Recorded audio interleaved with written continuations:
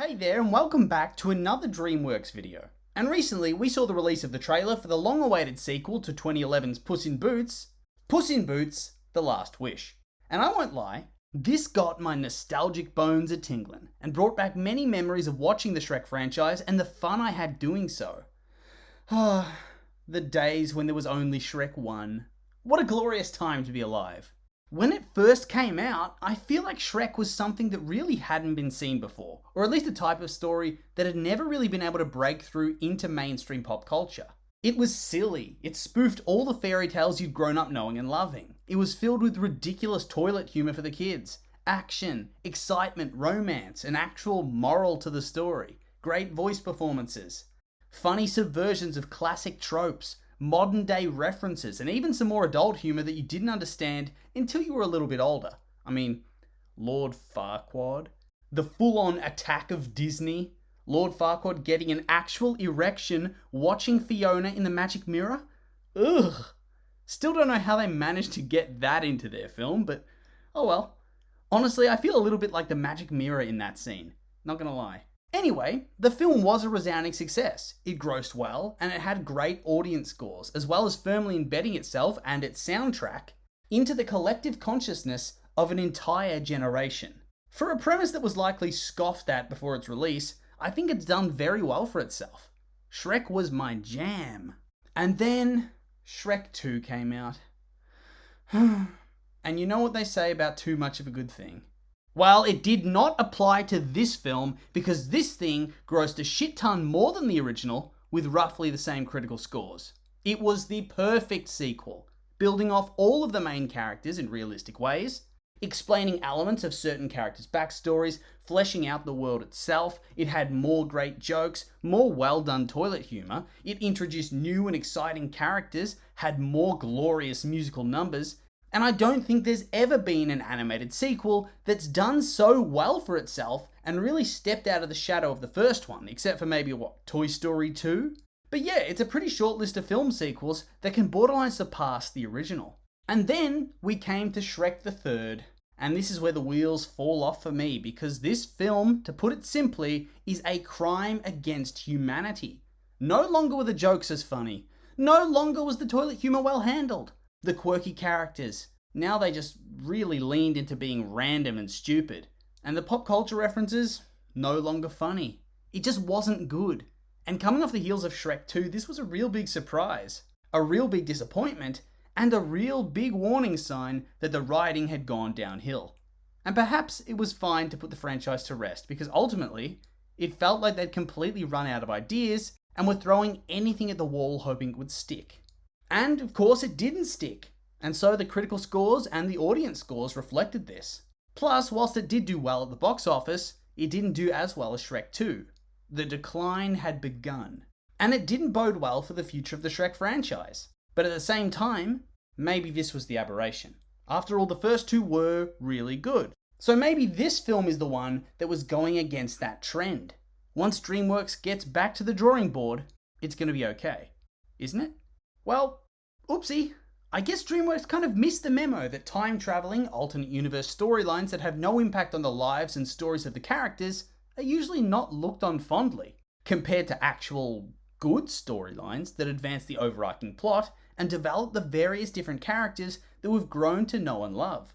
Plus, there was the same problems as with Shrek the Third. They just couldn't replicate the success of the first two, and the gross, once again, decreased. And this really was the last big Shrek feature film, and it left a lot of questions. Is Shrek dead as a franchise? Will they be able to reignite that spark, bring back the golden age, or is it the end of the magic? And so, when Puss in Boots released in 2011, teenage me decided, nah, I'm not seeing that shit. I had been burned too many times. How was I supposed to stomach another fresh attack on my childhood nostalgia? Oh, what a fool I was. Because when I actually got around to watching the film, only a few years ago, I was actually quite pleasantly surprised. Usually, spin-off prequel films that dedicate themselves to a side character are bad. Or just movies that focus on funny side characters. They're bad. Kronk's New Groove, Cars 2, The Cleveland Show. And so, I expected more of the same. I expected poor old Puss to get overexposed and oversaturated. to the point that he would no longer be funny, and would, in hindsight, no longer be funny in the original films either. It would shatter the character's mystique.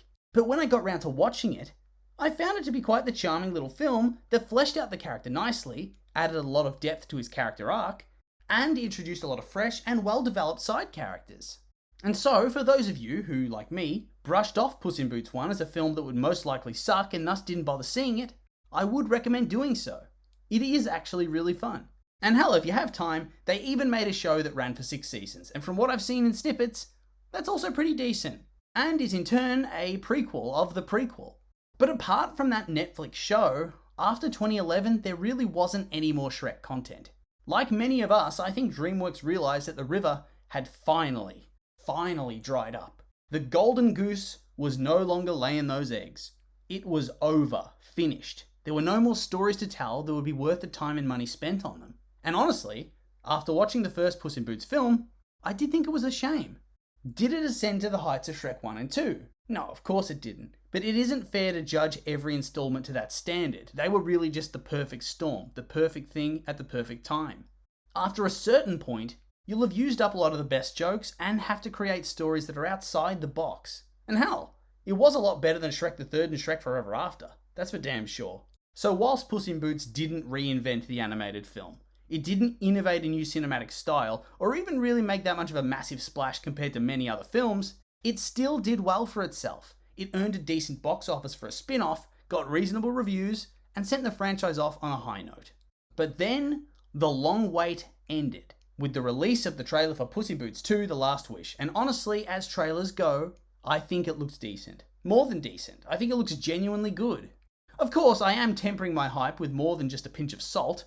I have been burned before, after all, and DreamWorks' recent track record has been spotty, to put it lightly. But honestly, if this goes well, I can see the film sort of revamping the Shrek franchise as a whole, because honestly, I do think that the market is there for the type of entertainment that Shrek used to offer. Whilst it had its share of stupidity and silliness, it was satirical, unafraid to tear down those old stereotypes or blaze a new trail. And even now, you can feel the influence of those first 2 films in a lot of different animated films to date. Films that press outside the box and aren't afraid to make fun of their genre or their content. I think Shrek's downfall largely came from being Flanderized. Initially, the humour in Shrek came from a lot of different sources, but as the franchise progressed, they kept going back to the toilet humour, over and over again. A few times is fine, but eventually, it became the primary way to get the audience to laugh. And of course, like everything else that gets overused in film, it eventually stopped working. No one found it funny anymore. And on top of that, I think they ran out of story to tell. They had their first 2 massive hits with great scripts, but then they wanted to keep on with the cash cow as long as possible. They didn't perhaps take the time to think, do we have a good story for Shrek 3 and 4? They simply wrote it for the sake of writing it, for the sake of that sweet box office boom. And look, I get that the film industry is a business, and ultimately that films are made to make money for the studios, or at least these type of films are there to make money for the studios. But honestly, I think it is better business practice to take the time to craft an actual good story for your film, even if it takes you longer in that pre-production stage, because then it allows you to ensure your product, your film, is of the highest possible quality, and therefore ensures that people still want to see future installments as opposed to getting put off and telling everybody they know how far your franchise has fallen. And so when The Last Wish releases, I hope it does well. I hope it doesn't fall into that same trap that Shrek fell into. I hope they take the time to craft a story that fits the world and the characters and makes everything shine. And honestly, they've had 11 years to do this, so I would hope they've done it. And if it does do well, then I hope that Shrek can also make a glorious return in search of some redemption. Here's to hoping. But anyway, these have just been my opinions, and now I'd like to hear yours. What do you think of the Shrek franchise? Are you excited for the upcoming Puss in Boots sequel? I'm curious for your thoughts, so make sure to like, comment, and subscribe, and let me know.